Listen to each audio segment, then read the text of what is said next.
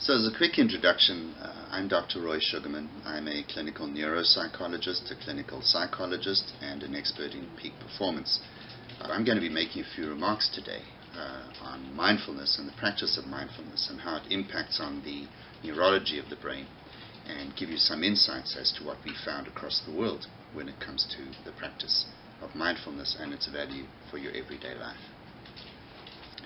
You know, it's a really different kind of a skill set when you try and investigate mindfulness, because it covers a host of practices and everybody practices differently. So the dose response of I do this much mindfulness and I get that much benefit is not always clear. However, there are a lot of studies coming out which show that there are changes in regional gray matter in the brain. So what does that mean? It means the frontal areas, the temporal areas, and the deep brainstem areas actually experience growth and thickening. In other words, they're laying down new pathways, and that affects learning and memory. That affects emotional regulation. That affects your self-referential processing, how you process the stuff that's going on now. And let's say taking a different perspective on the world, being able to distance yourself, which makes sense if you think of mindfulness. But more recently, in 2012, a study in the Proceedings of the National Academy of Science found changes in the white matter. And that's really interesting, because the anterior cingulate in the brain is the one that helps regulate depression and self-awareness and your interaction with the world. So it is so interesting, I guess, that you can actually preserve your cognition, preserve your intelligence across time, and actually therefore prevent aging and help defend yourself against the ravages of stress and let's say dementias.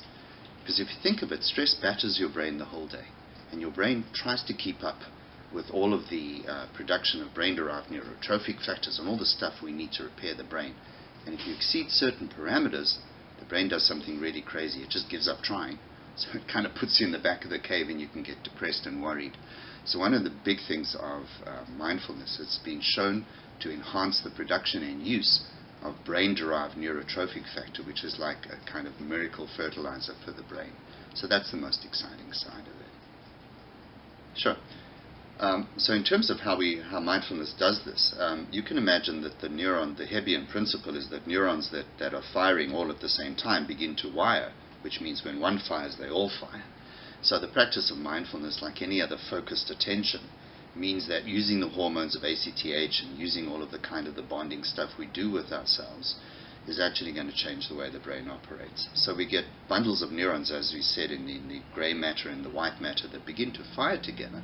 And because they're being utilized with brain-derived neurotrophic factor and endothelial growth factors and all the other growth factors coming off your body when you're exercising and practicing mindfulness, you begin to create layers and layers of cortex. You begin to enrich the connections. You begin to lay down new neurons and new connections. And you can see that when you stain brain sections, or you start to count the little pixels in the MRI scans.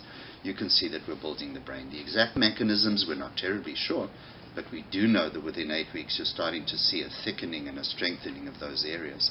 So when you're using your mind that way, it's kind of saying to your brain, allocate resource for me in these areas. And the brain does that. It allocates more neurons and more connections, and it even borrows neurons from other places, especially in treating pain and other syndromes where the brain has been hijacked and the real estate's been hijacked. Mindfulness seems to help repopulate those areas, and hey, give me my brain cells back for this particular operation.